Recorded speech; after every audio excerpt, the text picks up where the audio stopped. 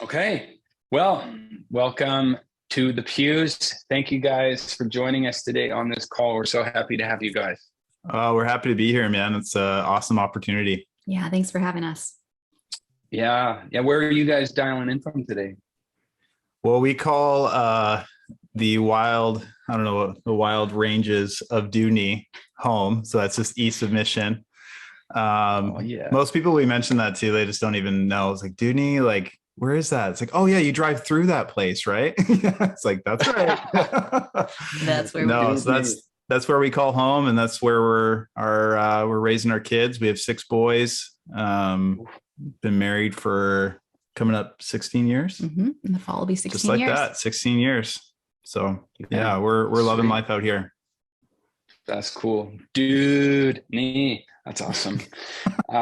Yeah, that's cool. I mean, you guys kind of already got into kind of who you are and a little bit about yourselves, but why don't you tell us a little more? Who are you guys? A little bit of your story maybe, and what it is that you guys do. Yeah, well, when it comes to what we feel is like our life message and our ministry and focus, as Christ followers, it's really, we want to help people find wholeness in sexuality, identity, and relationships with a gospel-centered and holistic approach. And so that's the core focus of our ministry called The Union. We want to be equipping young people and church leaders and just congregations to be equipped biblically and holistically in this area. Because we really do believe that the local church is the hope of the world. What Jesus is building, the church that Jesus is building, really is a catalyst for the kingdom of God, and is the avenue that he's chosen to help people who are far from him hear the good news of Jesus and be restored, be discipled, and be equipped to live the life that he purchased for them. So we really want to focus on equipping leaders to help churches be healthy atmospheres for people when it comes to sexuality. So yeah. And we both, our stories are quite different, but then it's cool how the Lord kind of had our lives merge, and then we have these different perspectives coming to this ministry. So I'll let Brian share his part. But for me, I was the church kid, homeschooled, could count on one hand the number of Sundays our family missed, like just engaged. My parents had kind of come to Christ through a local church youth group as well. So then they were like young marrieds trying to serve the Lord. And so we honestly, I would say we did have a pretty strong family life, and it was beautiful, not perfect, but definitely focused on trying to, you just follow the principles of God. But when I was 15, kind of had the rug pulled out from under me when I found out my youth pastor at the time was committing adultery with my best friend, who was also 15 years old. And it devastated me. Kind of just felt like my innocence was robbed. I already obviously knew about sex by this point. But it just felt like, how can I trust men? How can I trust leaders?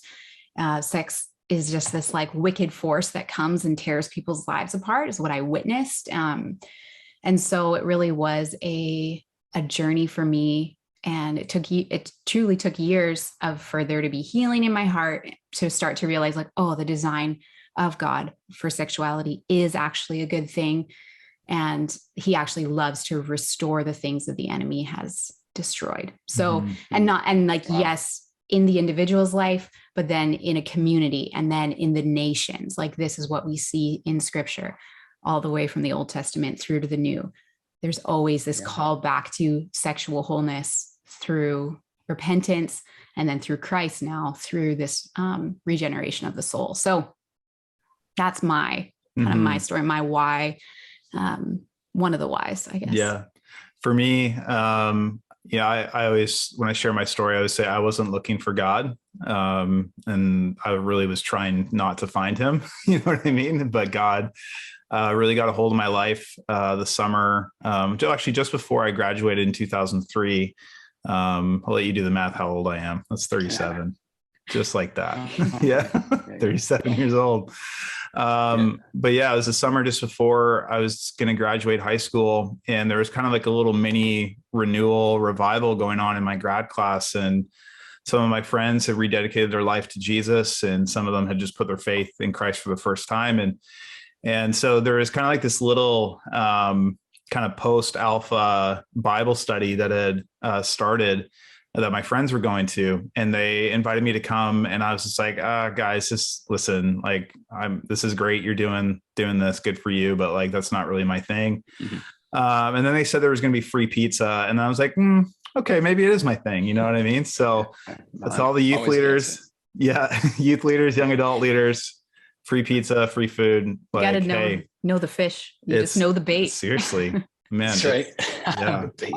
Awesome. It just prepares the hearts, man. That's what it does, right. You know? So anyways, so I went for free pizza, and I had a genuine encounter with Jesus that night. But the interesting thing is I was carrying so much baggage and pain just because I had been living, you know, when it came to sexuality but a number of other things, I was been living according to kind of the world's standard of what it meant for a young man, like what manhood was. And so I'd found so much identity in sports and in, athletics and partying, girls, just broken relationships, just I use this term predatorial, not because like I was by definition of the law, a sexual predator or anything like that, but just viewing women as objects and viewing women as something to be kind of used and then discarded just for my own selfish desires. And that was what genuine manhood was in my eyes. And so I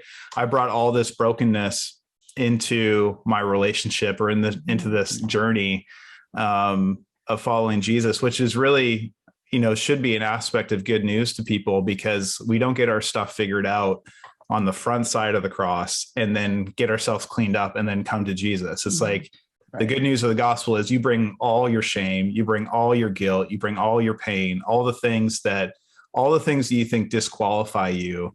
Jesus is like, no, bring those too, bring them all. Mm-hmm. And so this is where God just really started to work on my heart and work on my life. And both Bonnie and I, we were part of a discipleship school that our local church had started. And this was like 2004, 2005. Yeah. Mm-hmm. And so I'm sitting in a class and we have a guest speaker in, and he's doing kind of like a week-long teaching for a week. That is, it wasn't like, anyways, you guys know what I mean. But like, and he's the ministry that he has is on this topic of sexuality and really how the church is meant to be a voice and to be an atmosphere that transforms the culture that it's in. But he highlights how the enemy uses sexuality to destroy the image of God within humanity. What is a man? What is a woman? What is life? What does it mean to be human? All these kind of things are some of the bigger questions that the enemy loves to sow lies into, to destroy the image of God. And I just saw my life on a whiteboard. That's the only way I can explain it. I saw my life just kind of laid out. And his name is Jim Anderson, the gentleman who's teaching. He's like a mentor and friend of ours now. But it's just the way he preaches is kind of like rabbit trails, like line drawing connections. So it's just like, it's kind of a whole experience to see this whiteboard, but I just saw my life. And as God was just working on my heart, and I'd kind of go from hearing and then like weeping with my head down on the desk, and then like try to pull it together, and then like try to take a little bit more. And I just prayed, this kind of just small prayer. My God, I just want to give my life for this, so that my generation doesn't have to experience what I did. And so that was 2004. And again, like I say, this message has kind of been a life message for us, of what, God's design for sexuality and the good news of Jesus and how he brings restoration to this area. But it wasn't until 2018 that when we really felt it was a time to start the union ministry. So that's kind of how the union came about. This is, first of all, personal for us. I think, just as a side note here, I think the danger that we have when it comes to speaking to this area of sexuality, specifically in our cultural moment, is we want to address cultural stuff that's not we haven't addressed what's going on in our own heart first. And that's when it can get to be very, very hostile, and we start to project our own self-hatred onto people who sin differently than we do. And we'll write things on signs that are just demeaning and just not honoring to the image of God in people, as much as lifestyles and patterns, identities that are not what God's heart for them, that's what they're living in. We still just choose to demonize these people out of our own self-hatred. And so gospel-centered sexuality is bringing this good news to our own life. As a friend of mine would say, is that God's truth is the only sword with no handle. If you want to be swinging it, it has to be cutting you at the same time. You know what I mean? As you're holding it, it's working in you. And out of that, then you're ministering and you're speaking truth with a sense of brokenness and humility that has to be coupled together in this area. Like I said, there's so many examples of the ditches that we can fall into, whether it's extreme legalism and just anger and just self-righteousness, and where we just will be demonizing people. But then there's this other ditch as well, that we think that we could love people more than God. And so in order to do that, we start crossing out scriptures, we start crossing out things that are socially not acceptable. And then we have no high ground to bring people to. You know what I mean? So you're just sentenced then to your brokenness. That's who you are. Like, well, no, like the good news is that there is a high ground of God's design to come out of the brokenness, come out of the shame and the guilt and the perversion of our day, and be liberated into the victory that Jesus has purchased for us. So we need to be holding on to truth, but it has to be working in us as well. So probably got a little bit ahead of myself there, but I was going to say, you're preaching now. Come on. No, dude, that was so good. I love that picture of the sword with no handle. That is brilliant. I mean, you guys are in this is your world, like sexuality and relationships, marriage. And like, I mean, it's such a hot button topic in the church. And I know in our fellowship, we're having so many conversations about it. And as I chat with other denominational leaders, like we're all trying to figure out how in the world we do this, but it's so easy to kind of take an us versus them approach. And it's just so true that, like, man, even though there's like certain more scandalous versions of, improper sexuality and things, and whatever, we all have a story, and we all have some brokenness in us probably that we need to deal with before we deal and try to reach those around us. So I love that you mentioned that piece. I'm curious, so you guys are kind of doing this thing, the union movement. Like, what kind of, you talked about up to 2004-ish. What's been the journey kind of getting to that point of starting the union, and like where'd that dream begin and things like that? Well, I think back, when we both were exposed, or, in this week-long, like, I would say just revelation, new understanding, seeing the world differently, then both Brian and I were, even when we were still single, involved as youth leaders. And then when we got married, moved into young adult ministry, and we just love the local church. We were serving we're stacking chairs, we're washing bathrooms, like we're doing this stuff.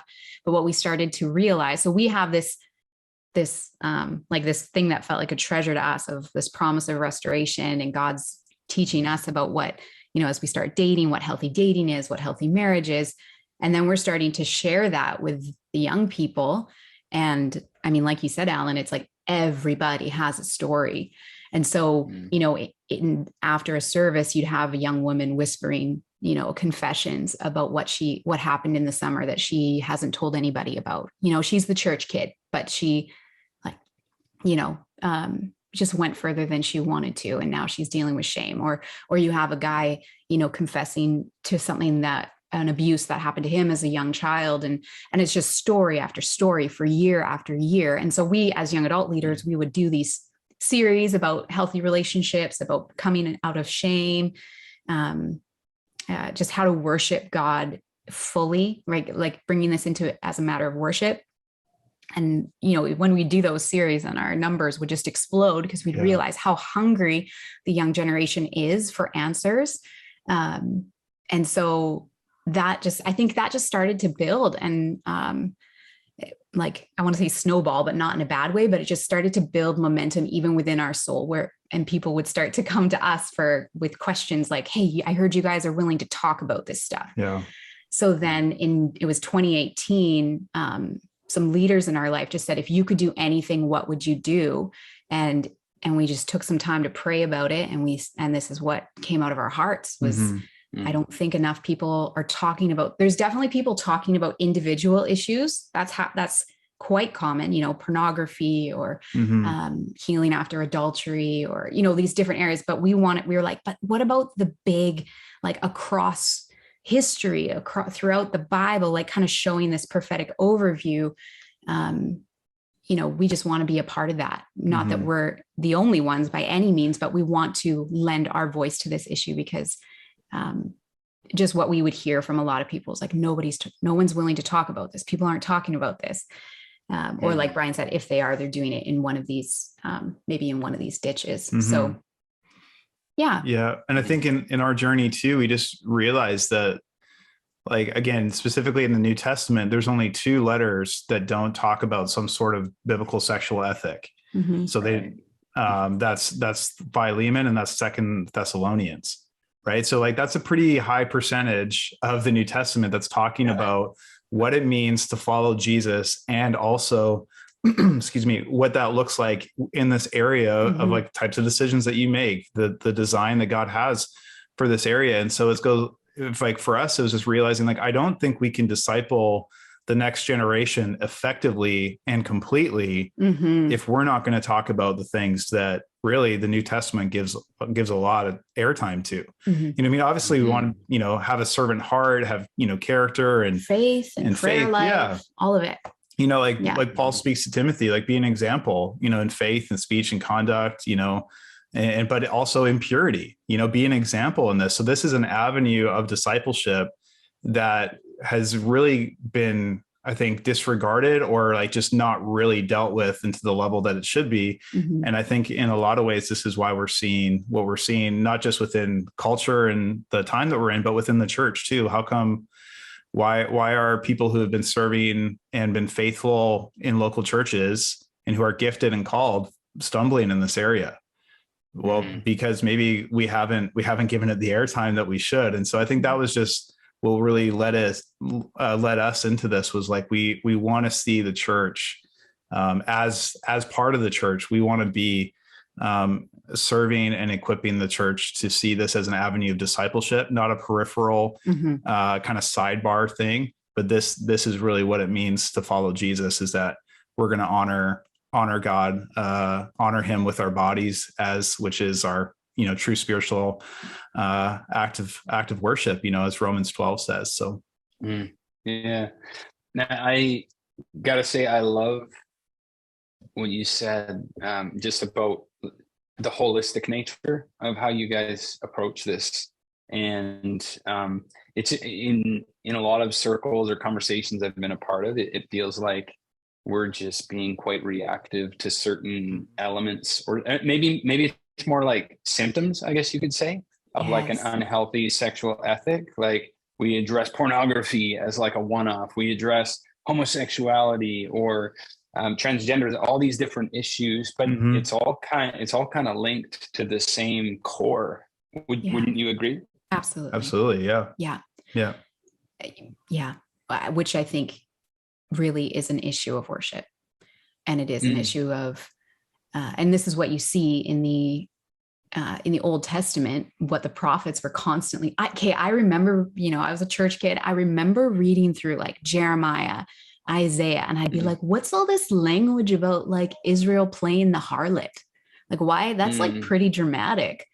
And then I started to learn the history of what these and also why is God so like uptight about like stone idols and wooden idols? Like, they're kind of like just objects. Why does he make a big deal about it? But then when I started to learn that these false god systems, to some of the main ones were Baal or Ashtoreth or Molech, the systems of worship were always involved sexual immorality and child sacrifice, Wow. the devaluing of the young, and then the this like idolizing of your sexual identity and sexual expression. They'd go up onto the high places. That's like a common phrase you see in the Old Testament, right? And I'd be like, what are these high places? Yeah. Those were places where you would gather, people would gather for worship to these false gods. And so you realize this is an issue of worship. We saw Gideon, before he could have victory over the Midianites, he had to go pull down the Ashtoreth idol that was in his father's courtyard. So it's like essentially this would be like going, and he did it at night because you know that his dad's going to be mad, but this would be like going and finding your dad's stash of dirty magazines and burning them and say, no more. We're not going to allow this in Israel.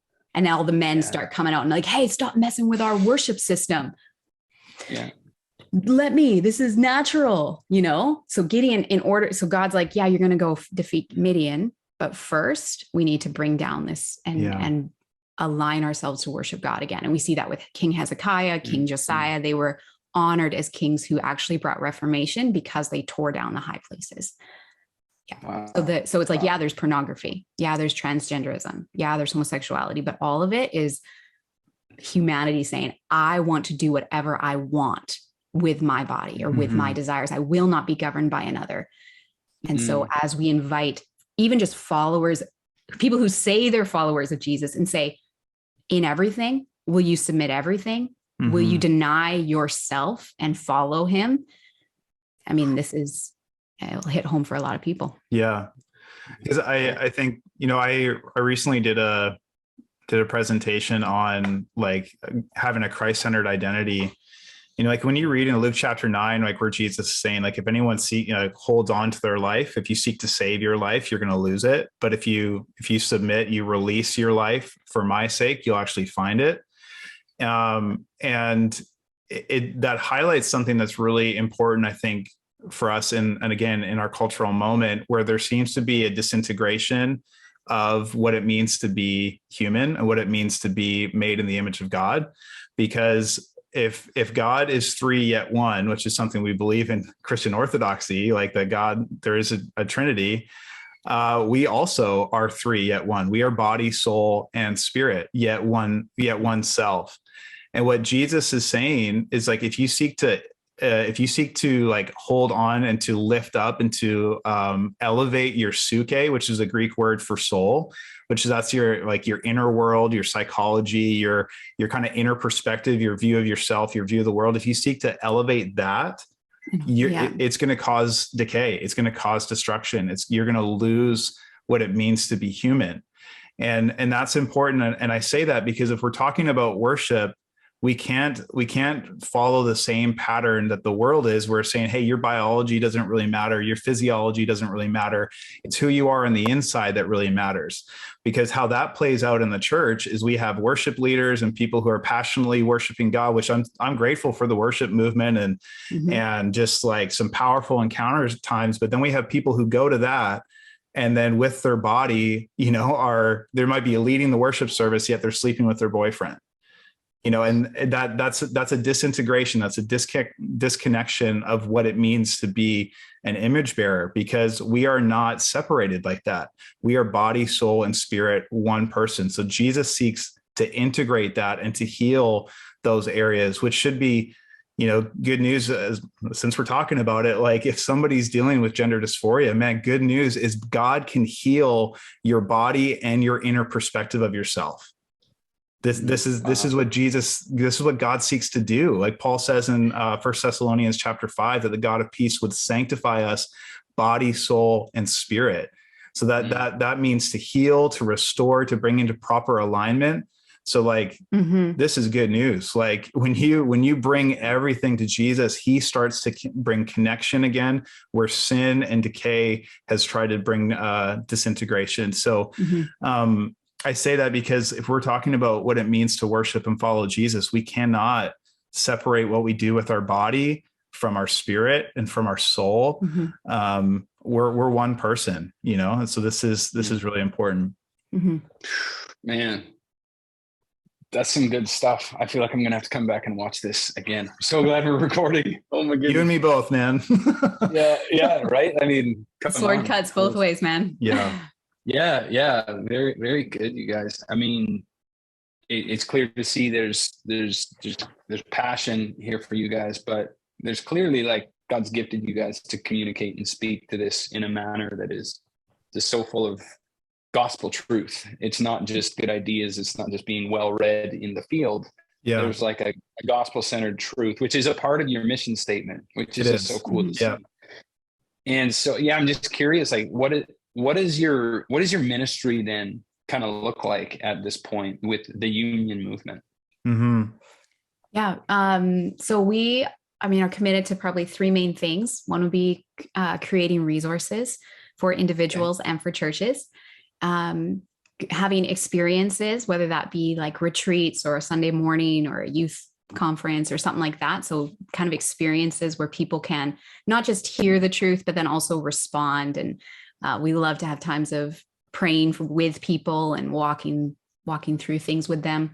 And then also training. So this would be, because we just, this topic is so huge. I think everyone watching would agree. It's like, even if Brian and Bonnie could get to, every Sunday morning for the whole year, we still wouldn't even touch the issue globally. Mm-hmm. So our heart is really to multiply voices.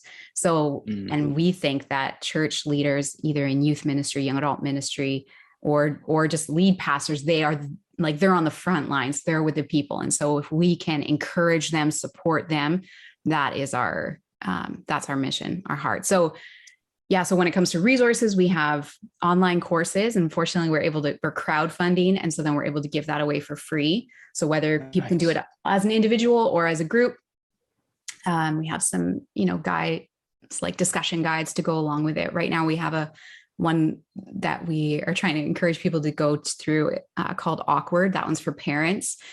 Awkward, bringing confidence to parents for conversations about sex. Six so good sessions.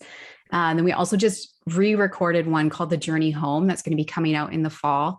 And that's 6 sessions as well. And that one's more for the young adult demographic. Yeah, we cover topics from the original design for sexuality, what it means to have a Christ-centered marriage, have a Christ-centered singleness, because that's an avenue for really a reality for people who aren't maybe called to marriage. It's like, well, what does God have for my life then? It's like, well, actually God has a lot for you. And so we cover topics like that, cover shame, really dividing shame properly between the things that you've done versus the things that have been done to you. How do you walk out of that? And so we're really excited for that. It should be ready in November. Mm-hmm. Yeah. And then we have a podcast, and then we have a blog library, some PDF downloads. So that's kind of the resource side. And the events thing, we're just, as leaders reach out and they maybe say, do you do stuff like this? Do you, and then we kind of shape it to whatever the congregation's needs are. And then when it comes to like the equipping leaders or supporting leaders, happy to do one-on-one coaching with people or to do training with teams, staff. We also developed a sexual health evaluation where we look at 5 key values that we see are necessary in order to have sustained sexual health in a faith community. So then we bring leaders through these questions to help them see like, okay, maybe we're really strong. One of the values is honor. So, okay, maybe we're really strong in honor, but we're actually not very strong in transparency. So how can we increase that area of starting with our, for the individual, for the staff, for the families within the church, and for the general congregation. Yeah. So that's a place of maybe consulting and coaching that we're also available for. Yeah. Because I think one of the important parts within that tool is we're wanting to help leaders think beyond just outcomes. You know what I mean? Like, hey, if this person, are they effective within the ministry that they're in? Are they reaching the outcomes? But like to be thinking more of like, how are we inputting into the leaders that we are raising up? Because one of the questions that sometimes I've asked pastors, like, when was the last time that somebody confessed some sort of sexual temptation or even sexual sin to you that was on your staff.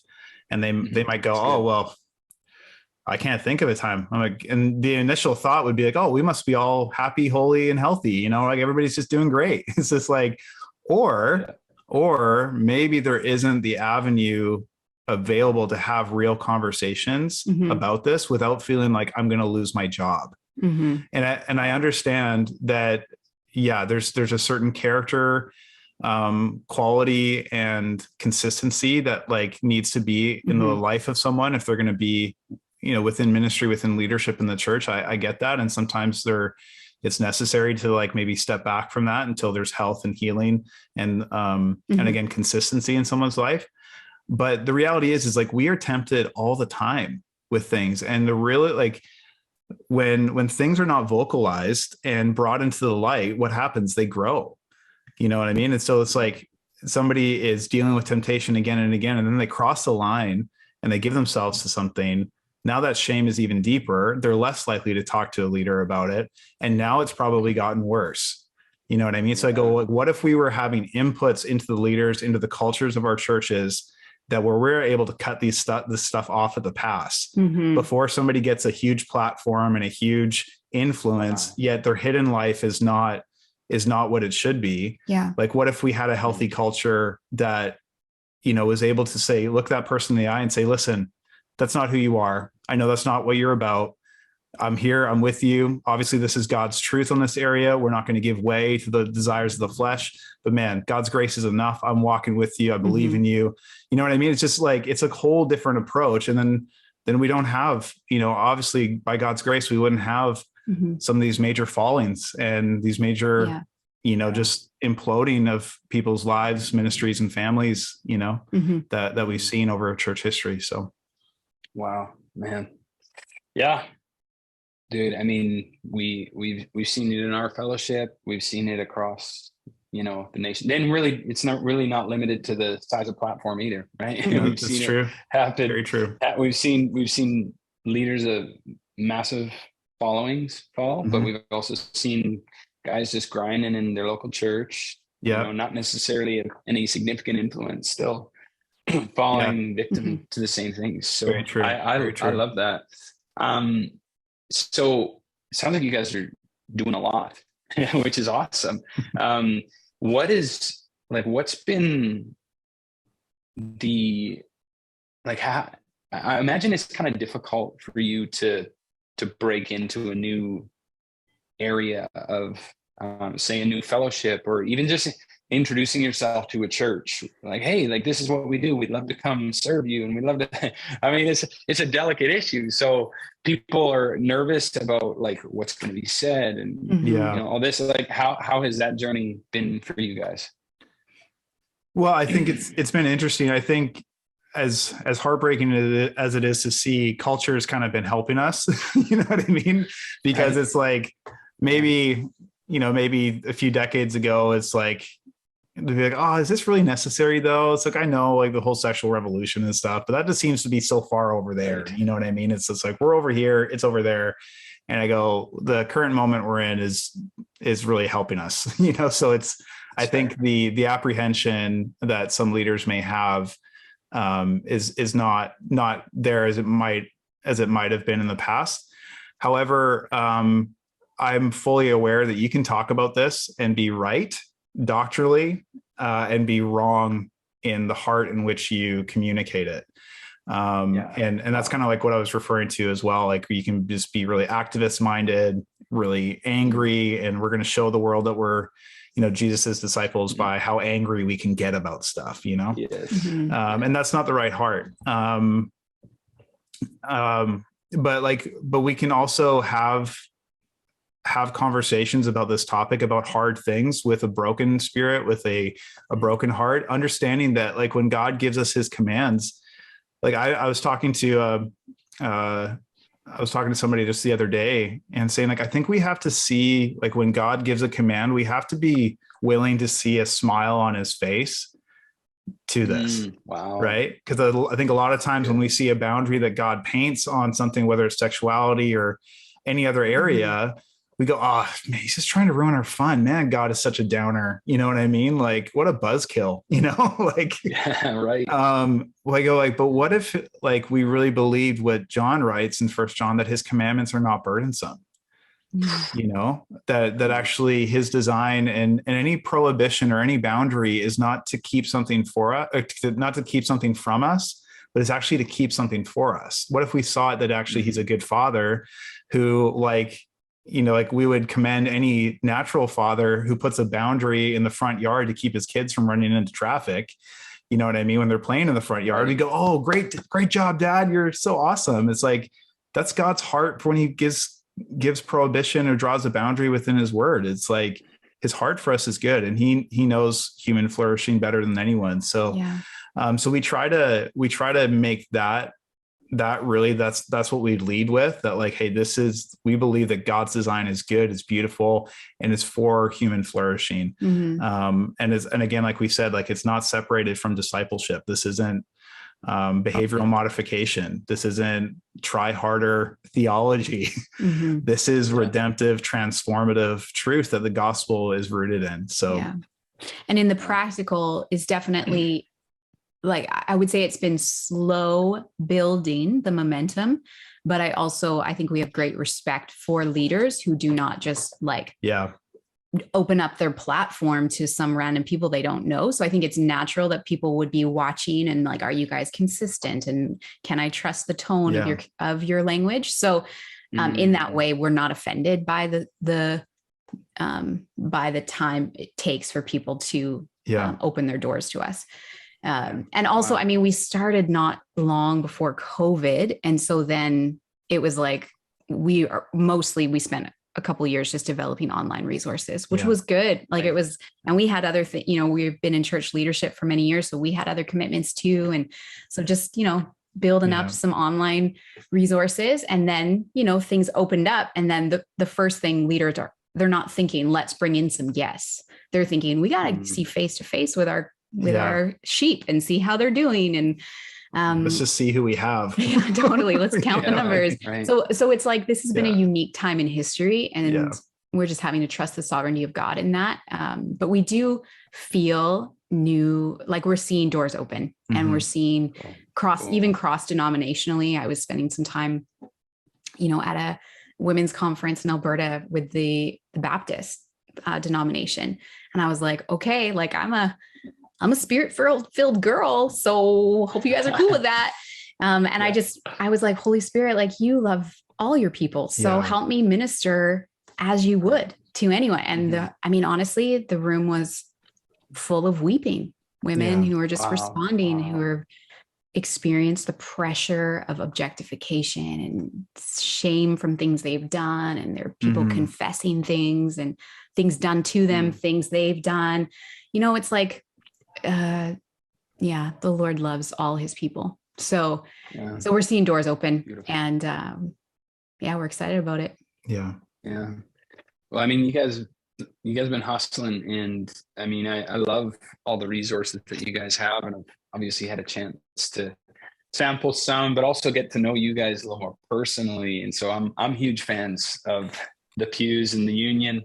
Thanks, and hopefully with this interaction, I'm really hoping that we can put it in front of some more people within our fellowship. And I think you guys have a very well balanced perspective on this. You're speaking from a place of experience, but also authority.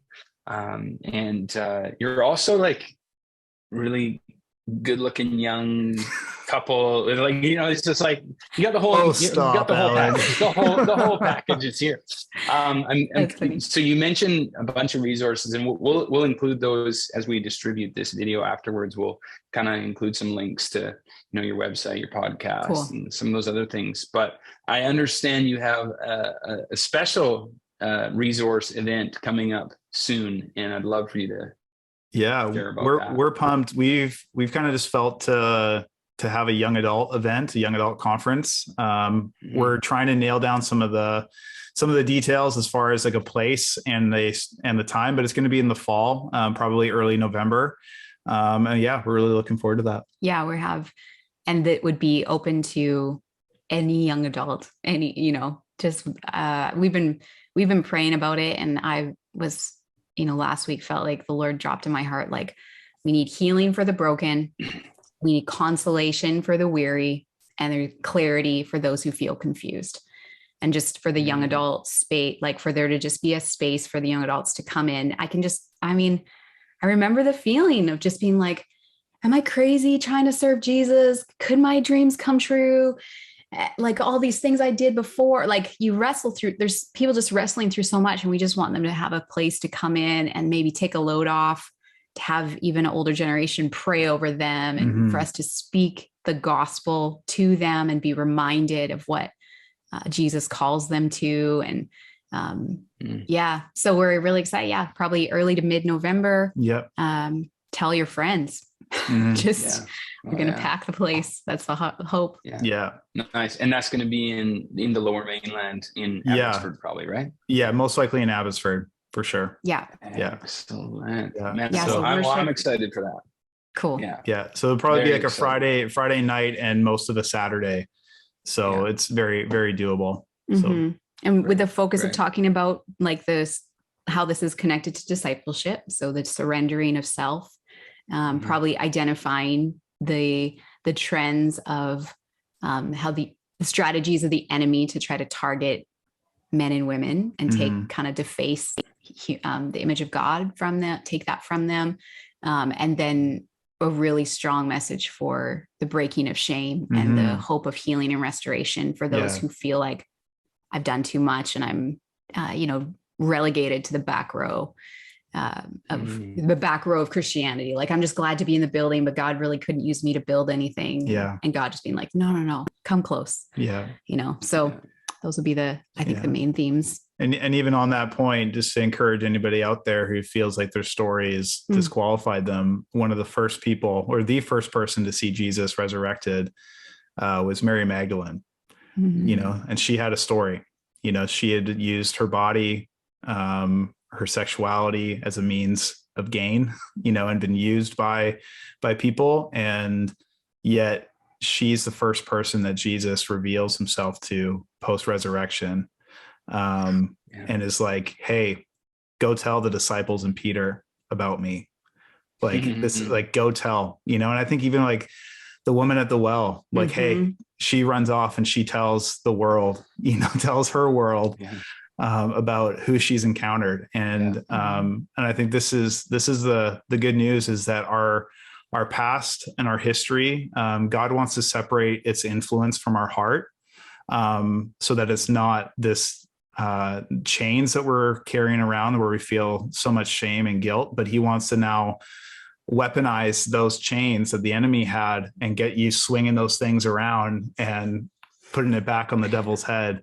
You know what I mean? And so I just want to encourage anybody out there where, man, you feel like you're disqualified. You feel like I can't even talk to some people about what I've done. It's just like, you don't know the power that God could use through your story, through your life. If you're willing to be courageous and step into the light, he can transform it and redeem it. So, yeah, so good, man.